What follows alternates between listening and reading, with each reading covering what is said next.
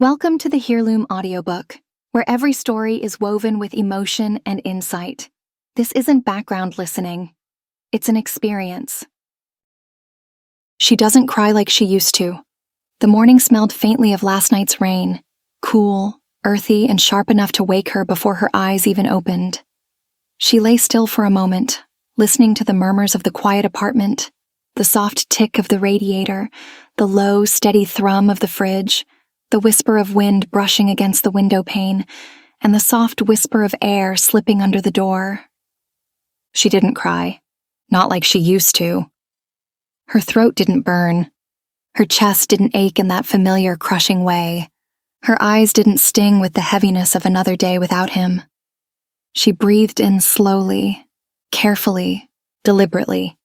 She kicked off the blanket and let her feet touch the cold wooden floor. The chill met her skin like a small shock, real, grounding. She welcomed it. She needed things she could feel without falling apart. In the kitchen, she boiled water. The kettle whistled softly, steam curling through the air with the scent of chamomile and honey. She held the warm mug in both hands and pressed it to her lips. It was sweet, warm, steady. Not a single memory tugged at the corner of her mind. Not a single ache hollowed her chest. She doesn't cry like she used to. She stood at the window, watching the street below slowly fill with life. The sun stretched itself over the rooftops, brushing the city in soft bronze light. Her breath fogged the glass for a moment before fading, disappearing into morning. She remembered a time when mornings were the worst. When waking up felt like crashing through a wave she didn't ask for. When she cried before her eyes were even open and before her feet would hit the floor. When loneliness felt like a second pulse, a hush that settled too deeply, was a soft emptiness that presses against her chest. But today, loneliness wasn't a wound. It was a room she was learning to walk around in without bleeding. A soft knock pulled her attention to the door. Her neighbor stood there with 2 muffins in her hand and a warm, wrinkled smile. "Baked too many again," she said lightly. "You doing okay today?" She hesitated, then nodded. "I think I am."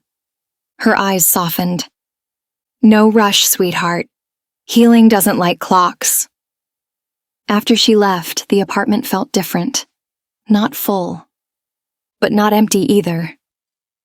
She sat on the couch, muffin crumbs on her lap, and let herself just be. No racing thoughts, no looping memories, no tears fighting their way to the surface. She touched her cheek again. Still dry. But this time, the lack of tears didn't scare her. She doesn't cry like she used to. She stood and grabbed her jacket, stepping outside into the crisp air. The world smelled like wet leaves and the faint sweetness of a bakery down the block. Cars hissed over damp pavement. A breeze swept past, lifting a strand of her hair and brushing it gently across her cheek. She walked to the small park around the corner. The grass sparkled with droplets of rain, each one catching the sunlight like pieces of glass. She sat on a bench beneath a tall oak tree, the bark rough against her fingertips. For a moment, she closed her eyes, inhaled deeply, exhaled slowly. Her breath didn't catch, didn't tremble, didn't break halfway through. It flowed, steady, sure. When she opened her eyes, the world felt clearer, like someone had wiped the fog off a window she didn't realize she was staring through. A child's laughter rang across the park. A dog barked. Leaves rustled above her. Life.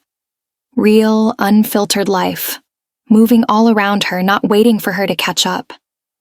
She stood, the sunlight catching in her hair, and felt something warm expanding in her chest.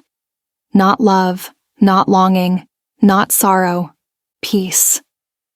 Deep, quiet, earned peace. She didn't need to say it aloud, but she did anyway, softly, as if speaking it would root the truth into the ground beneath her feet. "I'm not crying anymore." and I'm going to be okay. She turned toward home, not with heaviness, not with fear, but with a steadiness she'd never known before. The kind that comes after surviving something you thought would break you. The kind that whispers, "You made it, now live."